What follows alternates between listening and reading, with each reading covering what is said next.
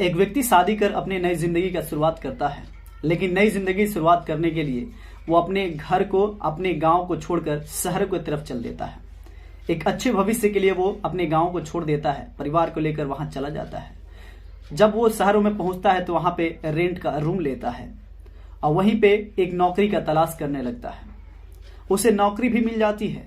नौकरी मिलने के बाद वो वहीं पे अपना जीवन यापन करने लगता है, अपने परिवार को देखने लगता है, चलाने लगता है और इसी तरह करते करते वह 9 साल वहां पे जिंदगी बिता देता है।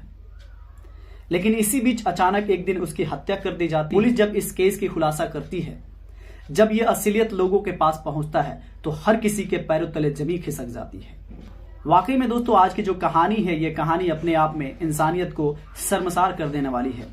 इस कहानी को सुनने के बाद आप भी सोचने व समझने पे मजबूर हो जाएंगे कि आज भी हमारे समाज में कैसे कैसे कृत्य के मानसिकता रखने वाले लोग भरे पड़े हैं। नमस्कार, मैं हूं राज और आप देखना शुरू कर दिए क्राइम दुनिया की। दरअसल आज की जो घटना मैं आपको सुनाने वाला हूं, ये घटना है उत्तर प्रदेश के राजधानी लखनऊ की। यूपी की राजधानी लखनऊ में एक थाना लगता है जिसका नाम है मोहनलालगंज, और इसी मोहनलालगंज थाने के अंतर्गत एक गांव आता है जिसका नाम है कुरमा। बात कर रहा हूं मैं 25 अक्टूबर 2019 की सुबह के आसपास। कुरमा गांव के बकलाना पुल के नीचे वहां ग्रामीणों को एक डेड बॉडी मिलती है। वो डेड बॉडी मिलने के बाद जो गांववासी होते हैं पुलिस को कॉल करते हैं और पुलिस, जो स्थानीय पुलिस होती है, वहां पहुंचती है। पहुंचने के बाद वो जो लाश थी, बॉडी थी, उसको देखने के बाद शिनाख्त करना बेहद आसान था, क्योंकि जो व्यक्ति था उसी कुरमा गांव का रहने वाला निवासी था जिसका नाम होता है आसाराम रावत। आसाराम रावत की उम्र होती है 35 साल। वो अपने पत्नी निरुपमा के साथ उसी गांव में 9 साल से रह रहा होता है और उसके 3 बच्चे होते हैं, जिसमें एक बेटी और 2 बेटा। 2 बेटा में एक बड़ा बेटा जिसका नाम है सौरभ। पुलिस उस बॉडी को हिरासत में लेती है और फिर निरुपमा, जो उसकी पत्नी होती है, उसे बुलाया जाता है। पुलिस उससे पूछताछ करती है, बोलती है कि बताइए, आपको किसी पे शक है जो इस तरह का कृत्य कर सकता है? तो वो कहती है कि जी हाँ, इसी गांव के 2 निवासी और हैं जिनका नाम मोहित साहू और उसका एक भाई अंजना साहू। ये दोनों भाई को वो नाम लेती है और कहती है कि 2 दिन पहले मेरे पति से इन लोगों से झगड़ा हुआ था। हो सकता है वही लोग ऐसा कुछ किए होंगे। पुलिस देर ना करते हुए जब इन लोगों के घर पहुंचती है, मोहित साहू और अंजना साहू, तो ये दोनों फरार होते हैं, अपने घर को छोड़कर भाग गए होते हैं। लेकिन पुलिस भी छानबीन करती है। उसके बाद से 26 अप्रैल को पुलिस इन दोनों को गिरफ्तार करती है, अपने सामने रखती है, फिर पूछताछ करना शुरू कर देती है कि तुम लोगों ने ऐसा क्यों किया। जब पुलिस मोहित साहू से पूछना शुरू कर देती है तो मोहित साहू सभी बातों को बताता है। वो कहता है कि जो आसाराम रावत है वो एक ऑटो चालक है। वो ऑटो चलाने के लिए सुबह निकल जाता है और शाम को कोई टाइम फिक्स नहीं होता, वो घर पे नहीं आता। उसकी जो पत्नी है बेहद खूबसूरत है। अब निरुपमा जो है, ये दूध लाने के लिए जो मोहित साहू है उसके दुकान पे जाया करती है। गांव में उसका दुकान है, उस दुकान पे जाती है और हर रोज दूध लेकर आया करती है। अब जो वो बेहद खूबसूरत है और इसकी निगाहें उस पर पड़ी होती है। मोहित साहू जो है वो कहता है कि भाभी, आप न इस तरह से मेरे दुकान पे ना आया करो, मैं जो दूध है आपको घर पे लाकर दे दूंगा। हर रोज मैं आपको ये दूध ले जाकर आपके घर पे ही पहुंचा दूंगा। इस बात को सुनकर जो निरुपमा है काफी खुश होती है और कहती है कि ठीक है। और इस तरह से वो हर शाम को दूध लेकर आता है ये इसके घर, और वो इसी टाइम आता है जब इसका पति यानी कि आसाराम रावत है घर पे ना होता है, तभी वो दूध लेकर आता है।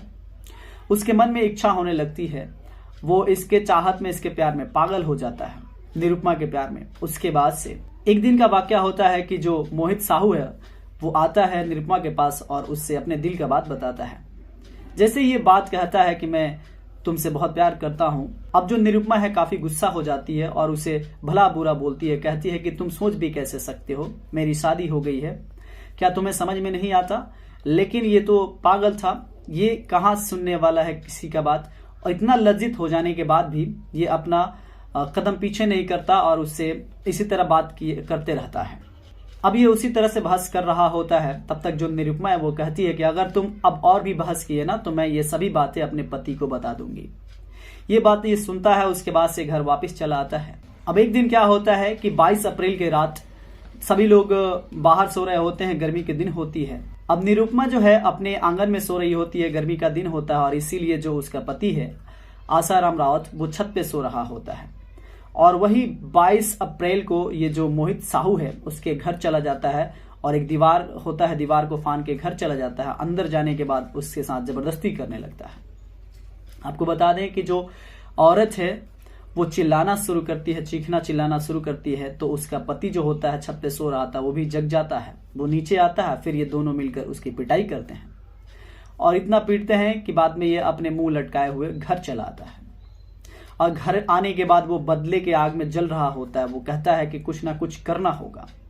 बाद में वो अपने भाई अंजना साहू को बुलाता है, यानी कि जो मोहित साहू है अपने भाई अंजना साहू को बुलाकर उससे सभी बातें बताता है और फिर कहता है कि इसको कुछ ना कुछ करना होगा, ठिकाना लगाना होगा।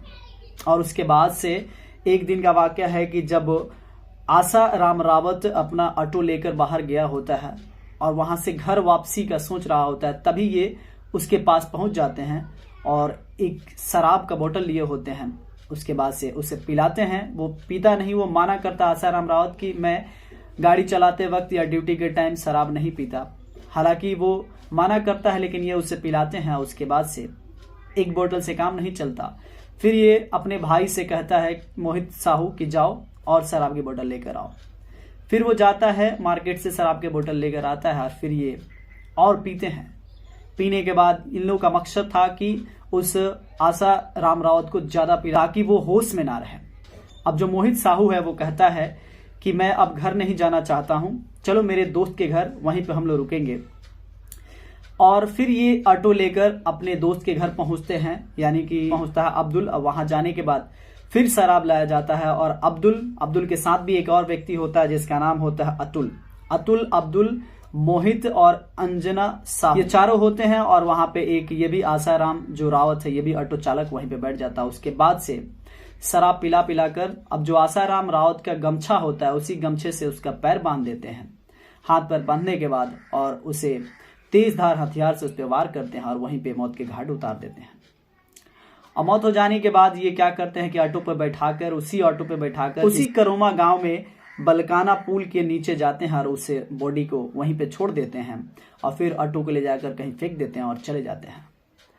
तब जाके वहां के गांव के जो निवासी होते हैं अगले सुबह देखते हैं, तो देखने के बाद पुलिस को बुलाते हैं, स्थानीय पुलिस जाती है। उसके बाद से ये सभी सिलसिला होता है, सभी कहानियां घटित होती हैं। तो दोस्तों अब बता दें कि यहाँ पे पुलिस जो है ऐसी एक्ट के तहत इन अमित साहू और अंजना साहू और ये दो अतुल और अब्दुल, इन सब पे कार्रवाई करती है और कार्रवाई करने के बाद ले जाके इन लोगों को जेल में डाल देती है। अब इनकी जो जिंदगी है अब जेल में गुजरेगी। दोस्तों इस कहानी को सुनने के बाद आपके मन में क्या विचार आते हैं, आप क्या सोचते हैं, आप अपना राय जरूर कमेंट बॉक्स में बताएं। और इस कहानी को सुनाने का उद्देश्य आपको अवेयर करना है। आप जहां भी रहें सावधान रहें, सुरक्षित रहें, अपना ख्याल रखें। मिलते हैं नेक्स्ट वीडियो में, तब तक के लिए जय हिंद, जय भारत।